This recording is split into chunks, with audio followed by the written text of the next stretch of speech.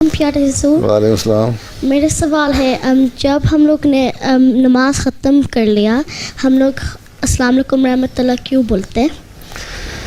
جب تم کسی جگہ سے اٹھ کے جاتی ہو ہیں تو تم السلام علیکم کہتی ہو نا.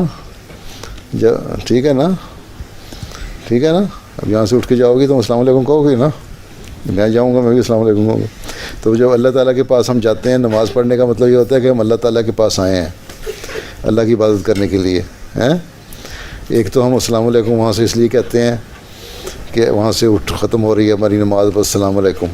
دوسرے اس لیے کہتے ہیں کہ ہم ایک دماغ میں یہ خیال پیدا کریں کہ ہم نے اپنے رائٹ میں بھی اور اپنے لیفٹ میں بھی سلام کو پھیلانا ہے، سلامتی، پیس اور لو اور ہارمونی کو پھیلانا ہے. اس لیے ہم کہتے ہیں کہ اللہ میاں ہم نے تیری نماز پڑھ لی، ہم نے تیری عبادت کر لی ہیں، تو ہماری دعاؤں کو قبول کر.